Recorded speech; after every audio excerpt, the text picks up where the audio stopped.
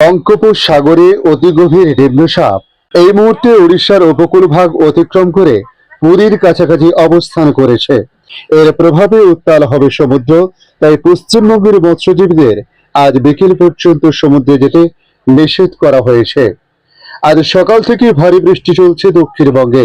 আজ দক্ষিণবঙ্গের 8 জেলায় ভারী বৃষ্টিপাতের সম্ভাবনা রয়েছে। চলবে টানা 7 দিন এই বৃষ্টিপাত দক্ষিণবঙ্গ জুড়ে। তাই আজকের এই প্রতিবেদনে আপনাদের জানাবো পশ্চিমবাংলার পাশাপাশি ভারতবর্ষের আবহাওয়ার পরিস্থিতি।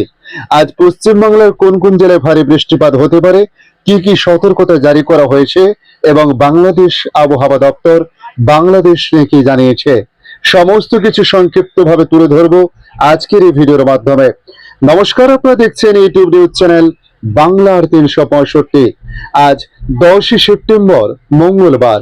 প্রিয় দর্শক, আশা করি আপনারা প্রত্যেকে ভালো আছেন। ফের শুরু হয়েছে বৃষ্টি, আপাতত চলবে টানা কয়েকদিন। আবহাওয়া দপ্তরের সূত্রের খবর, আজ বৃষ্টি বাড়বে দক্ষিণবঙ্গের জেলাগুলিতে। আজ কলকাতা সহ দক্ষিণবঙ্গের একাধিক জেলায় বৃষ্টির সম্ভাবনার কথা জানিয়েছে হাওয়া অফিস। দক্ষিণবঙ্গের 7 জেলায় জারি করা হয়েছে সতর্কতা। গত সপ্তাহে সেভাবে বৃষ্টি হয়নি দক্ষিণবঙ্গে, তবে এবার বাড়বে বর্ষণ। গতকালের তুলনায় আজ বৃষ্টি বাড়ার কথা জানিয়েছে আবহাওয়া দপ্তর। বঙ্গোপসাগরে অতি গভীর নিম্নচাপ এই মুহূর্তে উড়িষ্যার উপকূল ভাগ অতিক্রম করে পুরীর কাছাকাছি অবস্থান করেছে। এর প্রভাবে উত্তাল হবে সমুদ্র। পশ্চিমবঙ্গের মৎস্যজীবীদের আজ বিকেল পর্যন্ত সমুদ্রে যেতে নিষেধ করা হয়েছে। আজ দক্ষিণবঙ্গের আবহাওয়ার পরিস্থিতি নিয়ে বলা হয়েছে, পশ্চিমের জেলা সহ দক্ষিণবঙ্গের সমস্ত জেলায় হালকা থেকে মাঝারি বৃষ্টিপাতের সম্ভাবনা রয়েছে। পশ্চিমের জেলায় বৃষ্টির পরিমাণ তুলনামূলক বেশি থাকবে। পূর্ব ও পশ্চিম মেদিনীপুর, ঝাড়গ্রাম, বাঁকুড়া, পুরুলিয়া, পূর্ব বর্ধমান এবং পশ্চিম বর্ধমান সহ দক্ষিণ 24 পরগনা জেলায় আজ বেশি বৃষ্টিপাতের সম্ভাবনা রয়েছে। আজ ভারী বৃষ্টিপাতের সতর্কতা রয়েছে পশ্চিম মেদিনীপুরে। আগামীকাল অর্থাৎ 11 তারিখে দক্ষিণ 24 পরগনা, উত্তর 24 পরগনা, পূর্ব মেদিনীপুরের বেশিরভাগ অংশে বৃষ্টি হবে। পরশু অর্থাৎ 12 তারিখ নদিয়া, মুর্শিদাবাদ, বীরভূম, পূর্ব ও পশ্চিম বর্ধমান এই সমস্ত জেলাতে বেশি বৃষ্টি হবে বলে জানানো হয়েছে। 13 তারিখ মুর্শিদাবাদ, বীরভূম এই সমস্ত জেলাতে ভারী বৃষ্টিপাতের সম্ভাবনা থাকছে। আগামী 24 ঘন্টায় বৃষ্টির প্রত্যক্ষ প্রভাব পড়বে কলকাতার বিস্তীর্ণ অংশে। কলকাতায় এই বৃষ্টি 13 তারিখ পর্যন্ত চলতে পারে। আকাশ প্রধানত সম্পূর্ণ মেঘলা থাকবে, তবে মাঝে মধ্যে রোদের দেখা দিতে পারে। পরিসংখ্যান বলছে গতকাল রাতের তাপমাত্রা ছিল 27.3 ডিগ্রি। গতকাল দিনের সর্বোচ্চ তাপমাত্রা ছিল 32.6 ডিগ্রি। বাতাসে জলীয় বাষ্পের পরিমাণ এই মুহূর্তে দাঁড়িয়েছে প্রায় 64 থেকে 94%। ফলে বৃষ্টির আগে ও পরে চূড়ান্ত আর্দ্রতাজনিত অস্বস্তি থাকবে।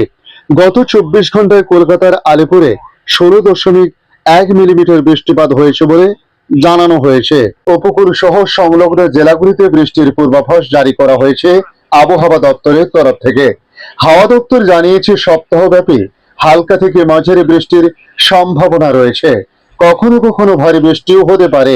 তবে আজকের পর বুধ, বৃহস্পতি ও শুক্রে বৃষ্টিপাত চলবে দক্ষিণবঙ্গের একাধিক জেলাতে।